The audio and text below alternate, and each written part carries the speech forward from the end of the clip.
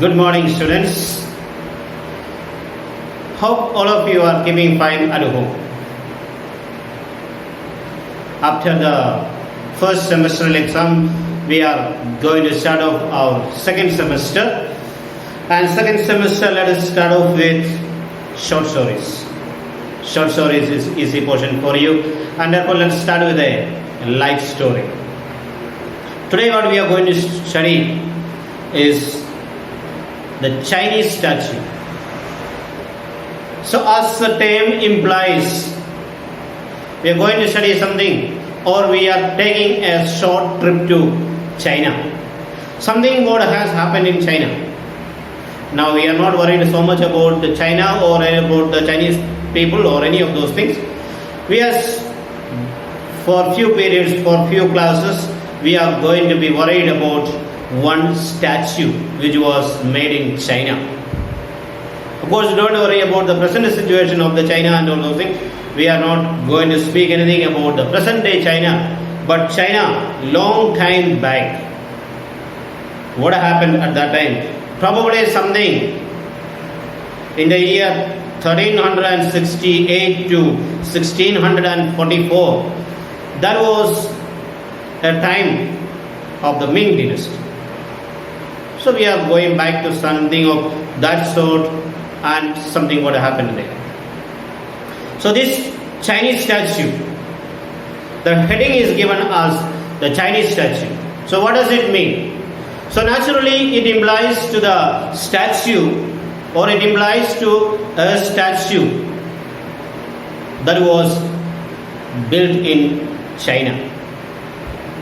So let's see what is the little Chinese statue was the next item to come under the auctioneer's hammer.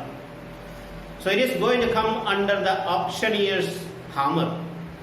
Now, who is this auctioneer? Auctioneer, a person who is doing the business of auctioning. He collects things, he auctions out the thing and declares as something as auctioned out. So auctioneer's hammer means he is going to auction it out. So what was there to auction out?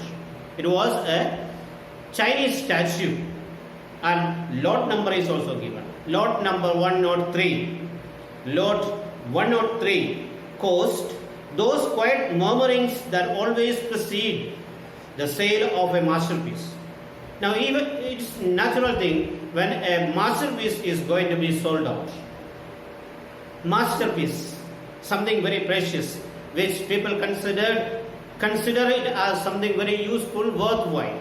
So even whatever be it, when it is of some known thing, famous thing, when it is going to be auctioned out, naturally a curiosity arises in the minds of the people. So that is exactly what has happened there. That is what he said. That those quiet murmurings that always precede something that comes before, preceding the sale of a masterpiece. So before selling a masterpiece, generally some rumors, murmurings, talk about something, that all those things used to take place, and that thing here too has happened. That is what he said, that usual murmurings that precedes the sale of a masterpiece.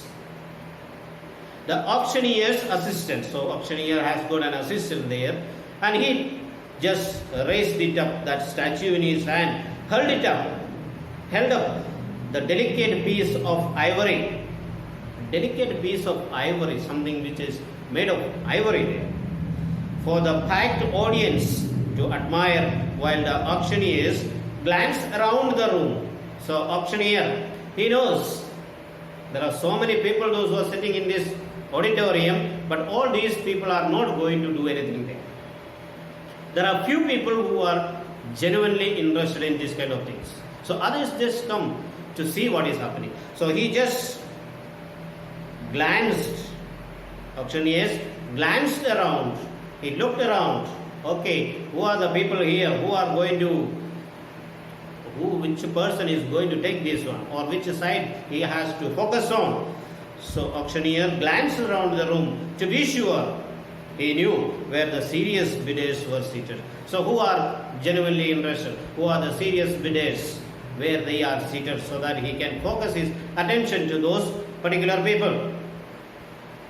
I studied my catalogue and read the detailed description of the piece. So he read, the person who is speaking about that one. So he read this one. The catalog, you know what is meant by catalog, where we go to shops and all those things, they give you catalog.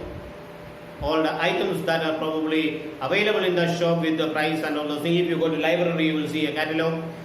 All the books, name, author, publisher and all those details which are given in the library, that is a catalog is there.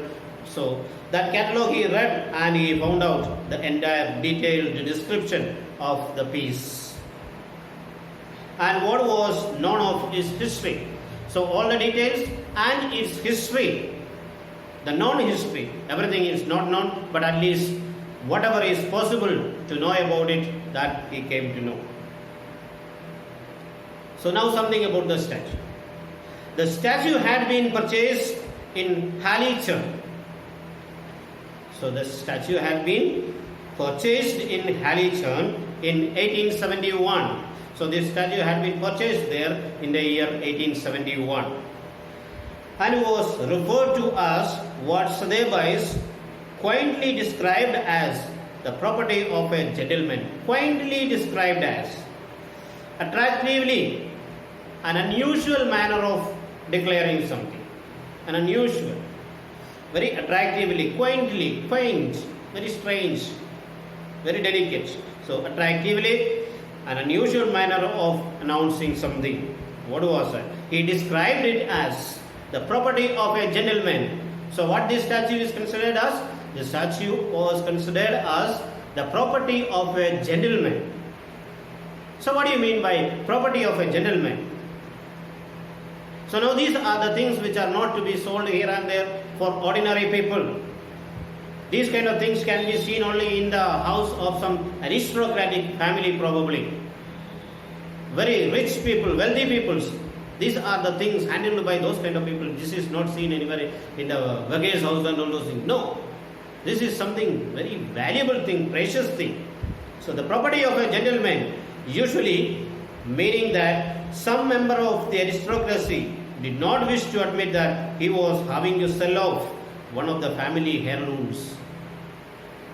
The fact that it has come into the hands of the auctioneer, but the fact is that some of the aristocratic family where the necessity has come up that he has to get rid of this masterpiece or the something what we call as the family heirloom, something that has been considered as the most important thing in the family, or probably that had been handed over to generations after generation for so many years. So that kind of thing is called as heirloom, family heirloom, something that has been handed over from parents to the next generation and for so many generations that had been handed over. So somebody in one of the aristocratic family, where they were forced to sell off something, but they didn't want to declare to outside people that I am in such a condition, because they are from the aristocratic family, they are rich people, so they didn't want to make known to the other people that they are in need of some money. Therefore, quietly they have disposed of the Chinese statue, and that is the reason why this Chinese statue has come under the auctioneer's hand. That is the description what was given about the Chinese statue there. I wondered if that was the case on this occasion. So now, was this, generally these kind of things are happening there. When they want to sell off something, but unfortunately they don't want to declare that they are going to sell it off, so quietly they place it to somebody. I doubt whether that was the condition even here. Here, what was the condition? I wondered if that was the case on this occasion, and decided to do some research to discover what had caused the little Chinese statue to find its way into the auction room on that Thursday morning over 100 years later. So after 100 years later, it had been come under the auctioneer's room. How did it happen? Was it because of some gentleman who didn't want to publish that he is in need of selling it out. So what was exactly the reason, which he was not very sure, but still this person has made a study of that one. And what is the result of that study? Let's see. Lot number 103 declared the auctioneer, what am I bid for this magnificent example of, and you see there 3 dot is given and he has left it incomplete. What am I to bid here? What am I bid for this magnificent example of something which he has not declared what he is going to declare there. What am I to declare for this one? What am I to say about this one? Now we are just slightly jumping from there to something else. The history of it. Now we are going to see somebody else. Sir Alexander Heathcote, as well as being a gentleman, was an exact man. So Alexander was a gentleman as well as he was an exact man. A person who was so particular or so minute in doing details. A person who was so perfectionist, we may have to call it. Whatever he does it with perfection. That was the nature of this person. He was exactly, now you see the way in which probably this person has described it. He was exactly 6'3" and quarter inch tall. Exactly, when we say naturally everyone is exactly that one. So here he said exactly 6'3" and a quarter inches tall. Rose at 7 o'clock every morning. Bad habit probably. He gets up only at 7 o'clock. Every morning he gets up at 7 o'clock. Maybe some of you are these days, God alone knows what time you people are getting up. Whatever be it. So he used to get up at 7 o'clock in the morning, join his wife at breakfast to eat. What does he eat? 1 boiled egg cooked for precisely 4 minutes. A boiled egg that had been cooked precisely for 4 minutes. 4 minutes. 2 pieces of toast with 1 spoonful of Cooper's marmalade. What is that? Okay, what we call it as today's jam maybe. And drink 1 cup of China tea. China tea also he drink. So 1 egg, 2 toast. Then what was? Drink 1 cup of China tea. Okay. He would then take a hackney carriage means a horse-ridden carriage. A carriage that is pulled by horses, and generally that is used as a taxi at that time. So he used to take by that taxi from his home in Cadogan Gardens at exactly 8:20. So exactly at 8:20 he leaves the house and reaches the office and arrives at Foreign Office at promptly 8:59. So 8:59 he reaches the office, meaning to say that 9 o'clock he will start his work. So perfectionist. Every day he starts from his house at 8:20, reaches the Foreign Office at 8:59, returning home again on the stroke of 6 o'clock. Till 6 o'clock he works there in the office. 9 o'clock to 6 o'clock in his office. Then he returns home. Sir Alexander had been exact from an early age. So he was an exact person. Very particular, very perfectionist, and from his childhood onwards, let's say he was from the early age onwards, he was an exact man. As became the only son of a general. So he was an exact man because he was the only son of a general. Now general military discipline is there. People those who are in the military department, so naturally they are so disciplined in such a way that they even prefer to do this kind of business in their house also. They need that perfection. They need that certain discipline, planning, everything. So that is exactly what happens. But unlike his father, he chose to serve his queen in the diplomatic service. So his father was in the military, then naturally he tends to go there, but he was, unlike his father, he decided to serve his queen.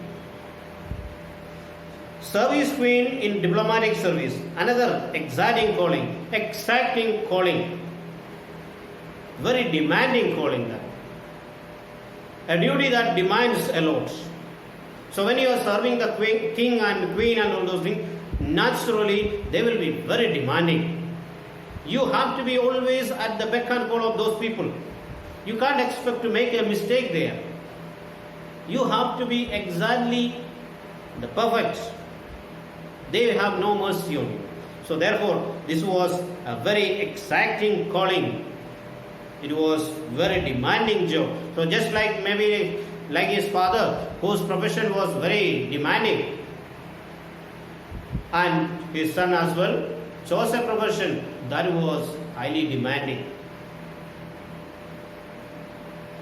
He progressed from a shared desk at Foreign Office in Whitehall to third secretary in Calcutta, to second secretary in Vienna, to first secretary in Rome, to deputy ambassador in Washington, and finally to minister in Peking.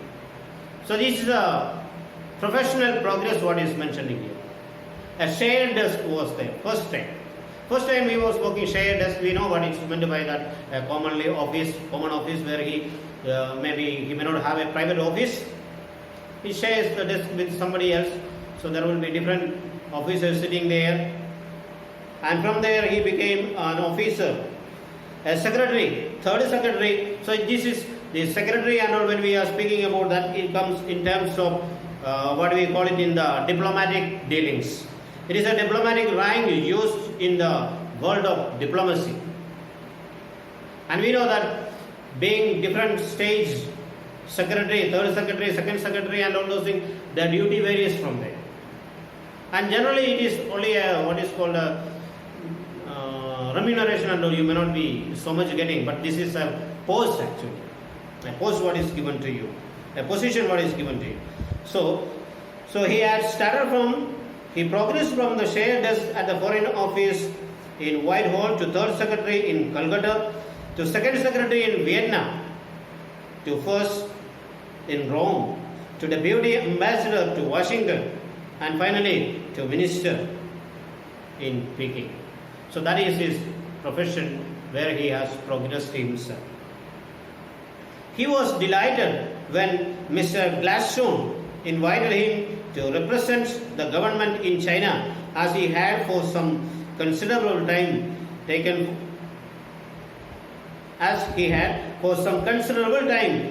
more than an amateur interest in the art of the Ming dynasty. So now we are saying, so probably this was the opportunity that he had been waiting for. He was a person who was so much interested in the Ming dynasty.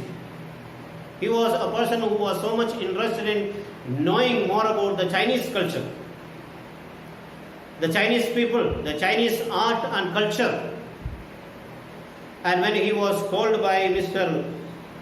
Gladstone to be sent as the ambassador to China, he was very delighted. He was very happy. So amateur interest. What do you mean by amateur interest? To do something just as a time pass. Something done for enjoyment, that is amateur. So his desire for this, the culture and the tradition of China, it was not merely an amateur business. More than that of an amateur. He was deeply interested in knowing about that. So he wanted to learn professionally about the Ming dynasty, or rather Ming dynasty. This crowning appointment in this distinguished career would afford him what until then he would have considered impossible, an opportunity to observe in their natural habitat some of the great statues, paintings and drawings which he had previously been able to admire only in books. This is exactly what I said. So something which he had, the crowning appointment in his distinguished career, a career that had no blemish in it. We will be seeing that towards the end of this chapter. We will see that a person who was in his 30 years of diplomatic career never made a mistake. And so that is what I said.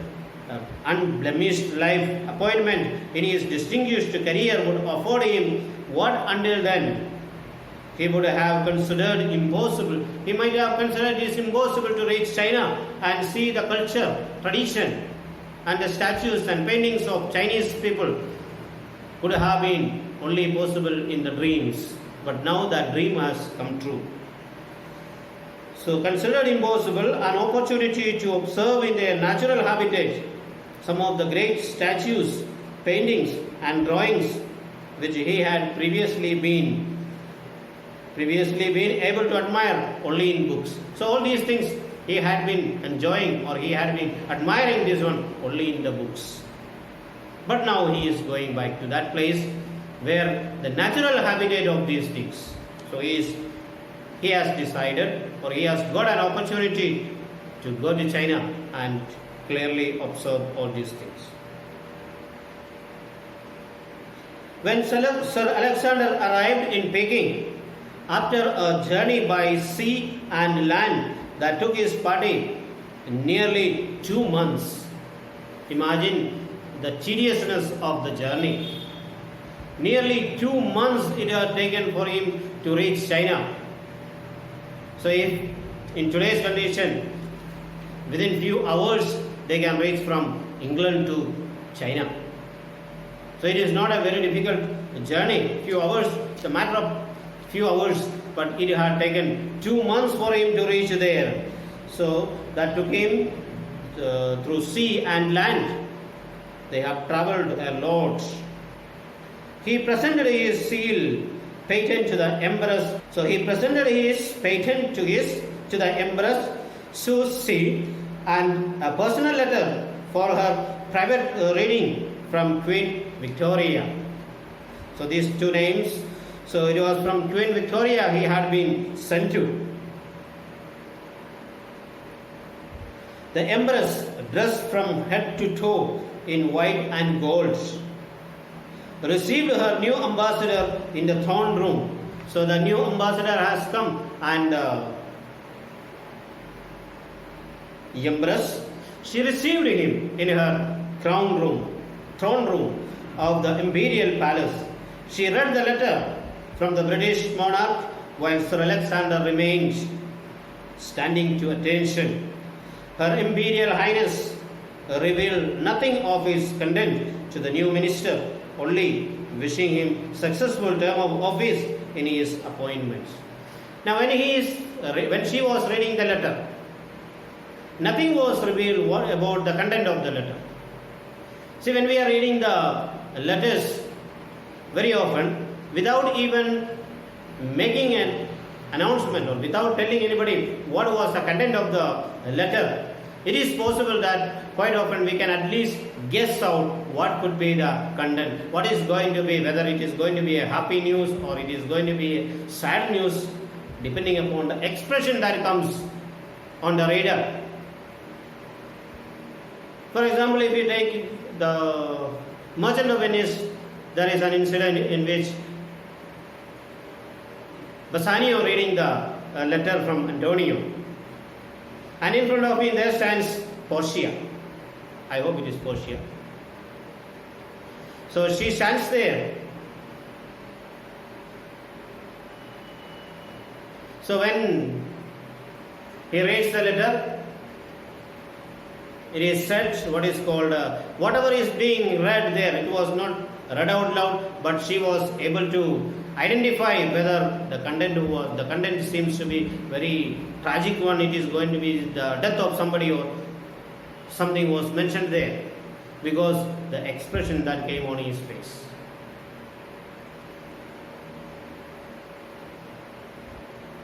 So but the queen never made an expression, such an expression that could identify what was the content of that one. Anyway, the minister remained there, quietly standing there, waiting for the next order, and she just addressed him happiness, success in his new appointment. and has revealed nothing of its content to the new minister, only wishing him a successful term of office in his appointments. She then moved her lips slightly up at the corners, which Sir Alexander judged correctly to mean that the audience had come to an end. So she didn't say, okay, meeting is over, you may go. She made some expression, some gesture in the corner of her lips. I hope. She moved her lips slightly, which Alexander judged it correctly, meaning to say that the meeting has come to an end. And if we were to stay there for some more time, then would have been probably the condition would have become bad, because she may have to say, meeting is over, you go. Why are you waiting there? No, before that, it is very important that we have to understand the conditions there. So he judged it correctly, and he has decided that the meeting is over, so he can move from there. As he was conducted back through the great halls of the imperial palace by a mandarin in the long court dress of black and gold, Sir Alexander walked as slowly as possible, taking in the magnificent collection of ivory and jade statues, which were scattered casually around the building, much in the way Cellini and Michelangelo today is stocked against each other in Florence. So if you go to Florence, you will see the work of Michelangelo and Cellini in abundance. So there it is not an unusual thing to find out the works of these two people.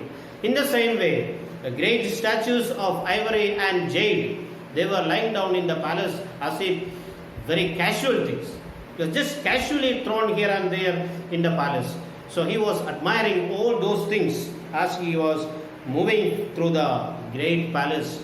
And we see how he has moved from there very slowly, admiring each and every statue which was there. Because in his blood it was there that his desire and love for statues. So as slowly as possible, taking in the magnificent collection of ivory and jade statues which were scattered casually around the building, much in the way Cellini and Michelangelo today lie stocked against each other in Florence. Just like these artistic works are lying down there in abundance in Florence, the statues were lying down there in abundance in the palace. As his ministerial appointment was for only 3 years, Sir Alexander took no leave. He took no leave from there, but preferred to use his time to put the embassy behind him and travel on horseback into the outlying district to learn more about the country and its people. So he has decided to learn more about his country and the people, those who are living there. So instead of taking leave and going back to probably to Britain, no, he didn't do any of those things. He knew that his duty is here for 3 years, and let him stay there for 3 years and learn the culture, the custom, the tradition of the people there. So whenever he got free time, he used to move around with his security, probably his assistant. So, but preferred to use his time to put the embassy behind him and travel on horseback into the outlying districts to learn more about the country and its people. On these trips, he was always accompanied by a mandarin from the palace staff who acted as interpreter and a guide. So whenever he went out, so he was not alone. He was always accompanied by a staff from the palace. He was a palace staff. He was known as Mandarin. Mandarin is a language also. It is a person who goes around translating, and it is also a person, a guide. It means a guide. So he was always accompanied by a person, so that it is necessary that somebody was there to translate all what he was speaking, or other people, whoever talks to him anything, because he does not know Chinese language. So far what I said was just as introduction part. We have about the Chinese statue. The Chinese statue is something mainly speaking about the Ming dynasty. The Ming dynasty was from, let's say, 1368 to 1644. For a long time they were ruling, and at that time a lot of Chinese statues were there, and one of the statues have appeared in the auctioneer's room, and now we are going to find out how that statue has reached that place. Okay, hope that you have understood so far, and it's a very simple story. Okay, see you in the next class. Have a nice day. The speciality of this.